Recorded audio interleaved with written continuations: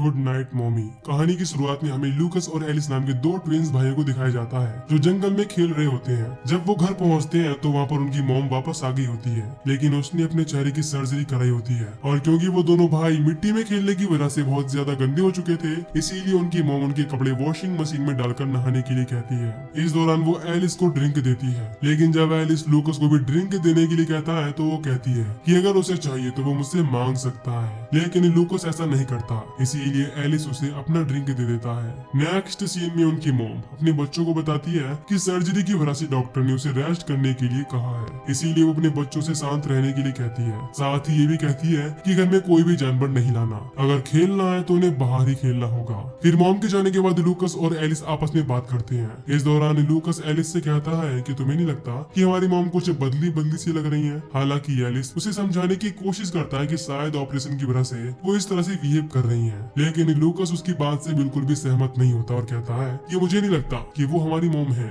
और ये चीज प्रूफ करने के लिए वो वहाँ पर रखा हुआ टेप रिकॉर्डर ऑन कर देता है, जिसमें उनकी मॉम की पुरानी रिकॉर्डिंग थी, जिसमें वो अपने बच्चों को गुड नाइट बोलकर लोरी सुना रही थी। ये सारी चीजें सुनने के बाद एलिस अपनी मॉम का चेहरा देखने के लिए चुपके से वॉशरूम के पास पहुँचता है, लेकिन उसकी मॉम उसे देख लेती है, इसीलिए वो वापस चला जाता है। फिर अगले दिन एलिस अपने मॉम के बेडरूम में पहुँचता है, लेकिन वो सो रही होती है, इसीलिए वो वापस चला जाता है। लेकिन उसके जाने के बाद हमें पता चलता है कि उसकी मॉम सोने का नाटक कर रही थी, और क्योंकि एलिस को कहीं भी लूकस नहीं मिल रहा होता, इसीलिए उसे चेक करने के लिए स्टोर रूम में पहुंचता है। और वहाँ पर एक डिलीवरी बॉय बहुत सारा खाने का सामान फ्रीजर में रख रहा था, इसीलिए वो एलिस से पूछता है कि क्या तुम्हारे घर में किसी तरह की पार्टी हो रही है जो इतना सारा सामान तुम्हारी मॉम ने ऑर्डर किया है। एलिस इस चीज से काफी हैरान होता है और इस बात के लिए साफ मना कर देता है। इसके बाद लूकस और एलिस पास के जंगल में खेल रहे होते हैं और उन्हें एक सीक्रेट जगह मिलती है जहाँ पर बहुत सारे इंसानों के कंकाल पड़े हुए थे, लेकिन इसके बावजूद वो दोनों बिना डरे आगे बढ़ते हैं। और वहाँ पर उन्हें एक बिल्ली मिलती है,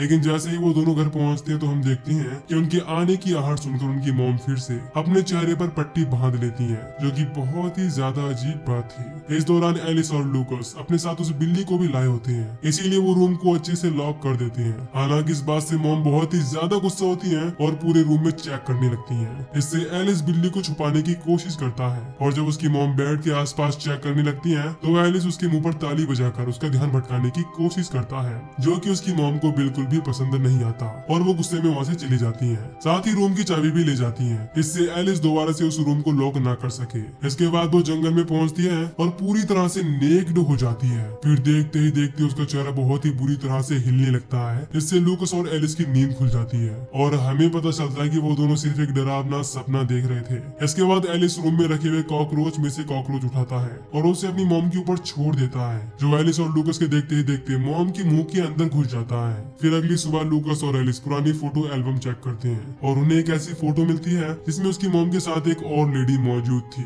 जिसने मॉम की तरह ही कपड़े पहन रखे थे। इसीलिए एलिस ऑनलाइन अपनी मॉम के बारे में सर्च करता है और उन्हें पता चलता है कि मॉम इस घर को बेचने वाली है। इस बात से एलिस और लूकस काफी हैरान होते हैं। फिर वो दोनों चेक करते हैं और उन्हें अपने रूम में बिल्ली नहीं मिलती, इसीलिए वो काफी परेशान होकर बिल्ली ढूंढने लगते हैं। इस दौरान उनकी मॉम उनकी आवाज ना सुन सके, इसीलिए वो दोनों वैक्यूम क्लीनर से घर को साफ करने का बहाना कर रहे होते हैं। फिर काफी देर ढूंढने के बाद उन्हें वो बिल्ली टॉयलेट में मिलती है, जो कि मर चुकी होती है। ये देखकर उन दोनों को लगता है कि मॉम ने ही उस बिल्ली को मारा है, और क्योंकि उन दोनों को ही इस चीज का काफी दुख था, इसीलिए वो बिल्ली के मरने के दुख में मोमबत्ती जलाते हैं। इसके बाद वो लोग कॉकरोच रखे हुए टैंक को खाली कर देते हैं और उसमें पानी भरकर बिल्ली की डेड बॉडी को उसमें रख देते हैं। जब ये चीज उनकी मॉम देखती है तो काफी गुस्सा हो जाती है और कॉकरोच को उस टैंक में डाल देती है, लेकिन ये चीज रूम में छुपा हुआ एलिस नहीं देख पाता, इसीलिए वो उसे ऐसा करने से रोकने लगता है, जिससे उसकी मॉम कहती है कि क्या तुम पागल हो चुकी हो जो इस तरह की हरकतें कर रहे हो। इस पर एलिस भी चिल्ला पड़ता है और कहता है कि मुझे अपनी पुरानी मॉम वापस चाहिए, लेकिन मॉम उसकी बातों को इग्नोर करके उसे सारी चीजें साफ करके अपने रूम में वापस जाने के लिए कहती है। पर इस चीज के लिए एलिस मना कर देता है और कहता है कि तुम मेरी मॉम नहीं हो। ये सुनकर मॉम गुस्से में उसे एक जोरदार चांटा मार देती है, लेकिन इसके बावजूद एलिस चुप नहीं होता और अपनी मॉम से उनका बर्थ मार्क दिखाने के लिए कहता है, जिससे उसकी मॉम उसका गला पकड़कर उसे घसीटते हुए रूम में ले जाकर बंद कर देती है और उससे बोलने के लिए कहती है कि वो ही उसकी मॉम है। इससे मजबूरन एलिस को ये बोलना पड़ता है। इस दौरान रूम के बाहर मौजूद लूकस सारी बातें सुन रहा होता है। यहाँ पर एलिस की मॉम उससे कहती है कि मैं अब इन सब चीजों से तंग आ चुकी हूँ, इसीलिए अब मैं सिर्फ तुम्हें ही डिनर दूंगी और तुम मुझे प्रॉमिस करो कि तुम अपने भाई से बात नहीं करोगे। लेकिन एलिस इस चीज के लिए मना कर देता है, जिससे मॉम उसे फिर से एक जोरदार चांटा मारती है और रूम में कैद करके वहाँ से चली जाती है। इस दौरान मौका पकड़ लूकस भी रूम के अंदर घुस जाता है। हालांकि ये काफी अजीब बात थी कि मॉम उसे नहीं देख पाती। इसके बाद लूकस एलिस के पास पहुंचकर उससे कहता है कि वो हम दोनों को अलग करना चाहती है, इसीलिए वो ऐसा कर रही है। फिर लूकस और एलिस मिलकर बो एरो बनाते हैं। हालांकि जब उनकी मॉम रूम में आने की कोशिश करती है तो वो दोनों दरवाजा बंद कर देते हैं, जिससे वो अंदर नहीं आ पाती। इसके बाद एलिस मोमबत्तियां जलाकर अपनी मॉम के वापस आने के लिए प्रेयर करता है और रिक्वेस्ट करता है कि आप जो भी कहोगे मैं वही करूंगा, बस आप वापस आ जाओ। फिर अगली सुबह एलिस अपनी मॉम के कमरे में पहुंचकर वहां पर सो रही मॉम के पेट को फाड़ देता है, जिससे बहुत सारी कॉकरोचेस बाहर निकलती हैं। तभी अचानक से एलिस की नींद खुल जाती है और हमें पता चलता है कि वो सिर्फ सपना देख रहा था। इसके बाद एलिस लूकस की तरह दिखने के लिए अपने बाल वैसे ही काट लेता है और कपड़े भी सेम पहन लेता है, जिससे उनकी मॉम उन्हें पहचान कर अलग ना कर सके। और क्योंकि उन लोगों ने रूम का दरवाजा लॉक कर रखा था, इसीलिए मॉम उनसे रूम का दरवाजा खोलने के लिए कहती है और समझाती है कि अब मैं तुमसे गुस्सा नहीं हूँ, इसीलिए तुम दरवाजा खोल दो। इसीलिए एलिस और लूकस दरवाजा खोल देते हैं। तभी वहाँ पर उनकी मॉम आती है। इसका चेहरा उनकी मॉम की पहले की फोटो से बिल्कुल भी मेल नहीं खाता। इस दौरान मॉम एलिस से कहती है कि क्या हम फिर से दोस्त हैं। इस पर वो इस चीज के लिए हाँ कर देता है। इससे खुश होकर उसकी मॉम उसे एक टॉय देती है, जिसे एलिस ट्राई करने के लिए कहता है। लेकिन जैसे ही उनकी मॉम दरवाजा खोलती है, वो दोनों वहाँ से भाग जाते हैं और काफी दूर चलते हुए एक चर्च में पहुँचते हैं। इस दौरान वो दोनों चर्च में काम कर रहे एक आदमी से प्रीस्ट के बारे में पूछते हैं और वो बताता है कि प्रीस्ट अभी चर्च में नहीं है। फिर फादर उनसे बात करने के बाद उन्हें वापस उनकी मॉम के पास ले जाता है। हालांकि वो दोनों वापस जाने से साफ मना करते हैं, लेकिन फादर जबरदस्ती बच्चों को गाड़ी से बाहर निकाल देता है। इसके बाद फादर उनकी मॉम से इस बारे में पूछता है और वो बताती है कि ये सब एक एक्सीडेंट की वजह से हो रहा है। फिर फादर के जाने के बाद मॉम रूम को अच्छी से लॉक कर देती है, जिससे वो दोनों फिर से वहाँ से ना जा सके। हालांकि इस दौरान वो भी दुखी होकर रो रही होती है। फिर जैसे ही वो सो जाती है तो बच्चे उसके पास पहुँचते हैं और हमें अगली सुबह पता चलता है कि उन दोनों ने मिलकर अपनी मॉम को डग टेप और बैंडेज की हेल्प से बांध दिया है। फिर अपनी मॉम की होश आने के बाद एलिस उससे पूछता है कि हमारी मॉम कहाँ है। इस पर वो कहती है कि मैं ही तुम्हारी मॉम हूँ, लेकिन एलिस को उसकी बातों पर विश्वास नहीं होता। इसीलिए वो मॉम को वही फोटो दिखाता है जिसमें वो दूसरी लड़की के साथ थी और उनसे पूछता है कि ये कौन है। इस पर वो बताती है कि ये मेरी फ्रेंड है, जब हम साथ में रहते थे तो हमेशा एक ही तरह के कपड़े पहनते थे। तभी वहाँ पर रखा हुआ मॉम का फोन बजने लगता है, लेकिन एलिस मॉम के कहने के बाद भी फोन पिकअप नहीं करता और उनका फोन अपने साथ ही ले जाता है। फिर वो दोनों फोन की हेल्प से मॉम की पुरानी वीडियो देखते हैं, जिससे एलिस वीडियो में मौजूद अपनी मॉम की आंख को देखकर अपनी मॉम के पास पहुंचता है और उनकी आंख को चेक करने की कोशिश करता है। ये देख वो काफी गुस्सा हो जाती है और कहती है कि तुम क्या करना चाहती हो, जिस पर एलिस उसे बताता है कि वीडियो में तुम्हारी आंखें ब्राउन है, लेकिन अभी तुम्हारी आंखों का कलर दूसरा है। ये सुनकर मॉम उसे बताती है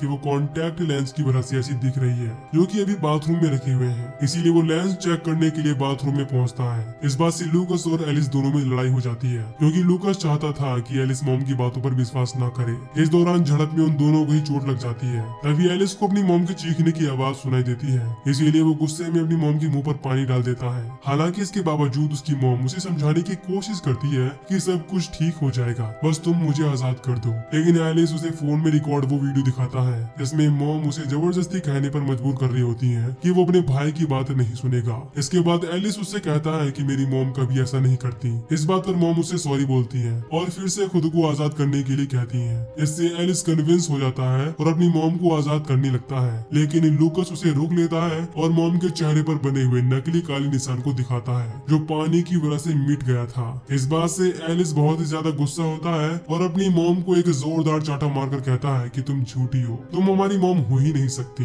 इसके बाद वो एक लेंस की हेल्प से मॉम को टॉर्चर करने लगता है और पूछता है कि बताओ मेरी मॉम कहाँ है। इससे मॉम का चेहरा जल जाता है और वो दर्द से चिल्लाने लगती है। हालांकि इस चीज से लूकस तो काफी खुश होता है, लेकिन एलिस को ये चीज ठीक नहीं लगती। इसीलिए वो एंटीसेप्टिक क्रीम मॉम के चेहरे पर लगाता है और फिर डग टेप से उनका मुंह बंद कर देता है। नेक्स्ट सीन में डोनेशन मांगने के लिए दो लोग पहुंचते हैं, जो मॉम को पूरे घर में चेक करने लगते हैं, लेकिन मॉम उन्हें कहीं भी दिखाई नहीं देती। इसीलिए वो चेक करने के लिए ऊपर के रूम में जाने लगते हैं, लेकिन वहाँ पर एलिस और लूकस पहुंच जाते हैं, जो उन्हें बताती हैं कि हमारी मॉम घर पर नहीं है। इस बात पर वो दोनों मॉम के आने तक वेट करने का फैसला करती हैं। इसके बाद एलिस अपनी मॉम के पर्स से पैसे निकालकर हॉस्पिटल से आए लोगों को दे देता है और कहता है कि ये मुझे मेरी मॉम ने दिए हैं, आप इसे रख लो, मैं उन्हें आपके आने के बारे में बता दूंगा और ये भी बता दूंगा कि मैंने आपको पेमेंट दे दी है। फिर जैसे ही डोनेशन वाले लोग जाने लगते हैं, मॉम अपने मुंह से टेप निकालने में कामयाब हो जाती है और हेल्प के लिए आवाज लगाने लगती है, लेकिन वो मॉम की आवाज नहीं सुन पाते। इसके बाद एलिस और लूकस दोनों मिलकर अपनी मॉम के मुंह पर सुपर ग्लू लगा देते हैं जिससे उसका मुंह बंद हो जाता है। इस दौरान हम देखते हैं कि वो दोनों ही